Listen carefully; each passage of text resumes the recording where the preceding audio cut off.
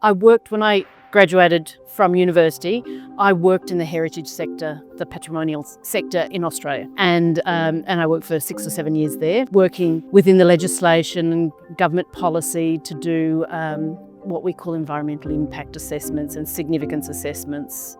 And I got increasingly frustrated and concerned that this was having real impacts on the communities with which we worked. To me, it was increasingly obvious that this was a political process that I was engaged in. The decisions that we were making as heritage professionals were having a broader impact on public policy and perceptions of the groups that we work with. The definitions of heritage that I utilise is very much a process through which we look at the past, make decisions about that past and bring it to the present to help us understand and deal with contemporary social and political issues.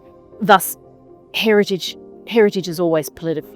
It's a process in which we engage in memory or remembering and also forgetting.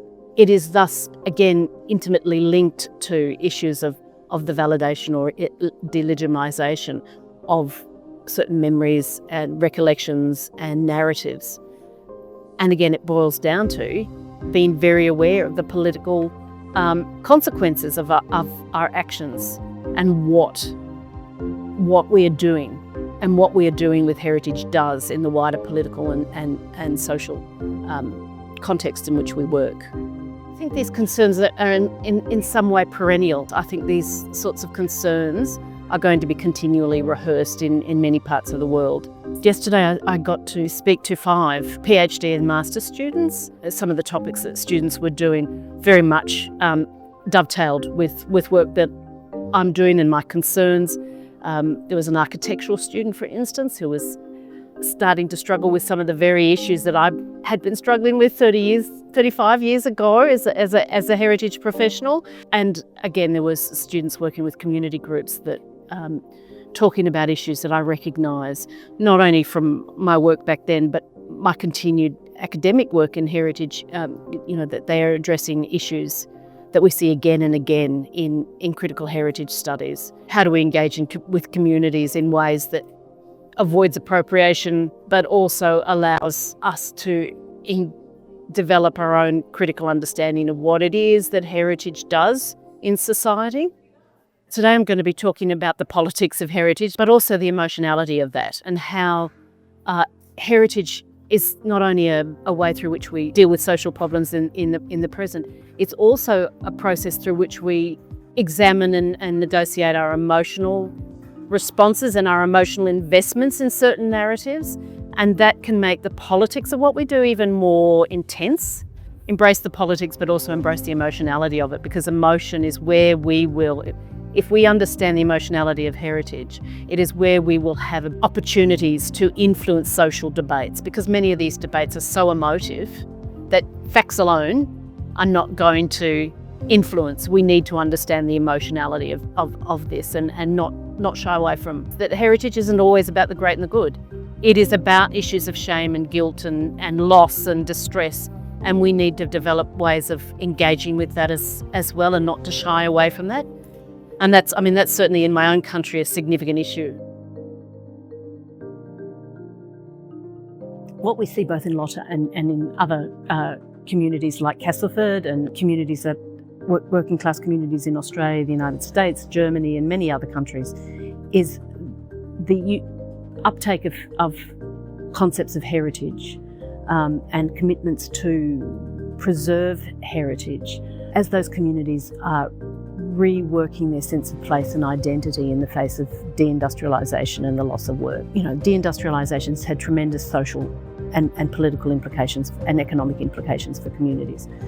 And turning to heritage as a way of re-representing themselves as communities that matter, whose history matters, whose contemporary and social experiences matter and need to be listened to, is a role that many communities are utilising heritage for, to gain recognition, to help lobby for better lives, to lobby for their economic, social and political aspirations. So as I was saying in the lecture, the utilisation of heritage helps to build solidarity and self-esteem, but it also allows people to move forward, to think about not only who they were, who they are, but also who they want to be, and all the social and political values and aspirations for a better future that come with that.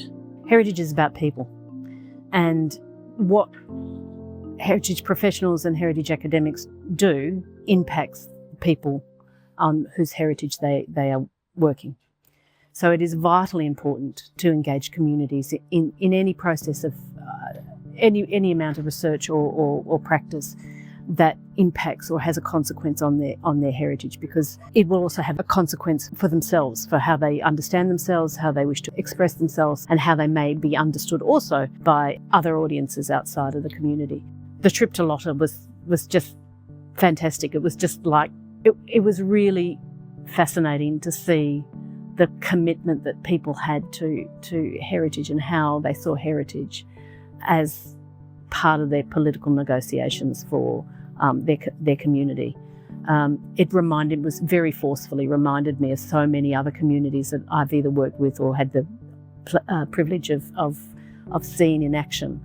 It's very important to talk to create that space for conversation, for dialogue. As I said, what we do has consequences for people, and communities will have their own aspirations and desires through which they are maybe utilising their heritage to express and achieve. And so we need to make sure that any work that is done on heritage doesn't have a negative implication for those communities and their aspirations.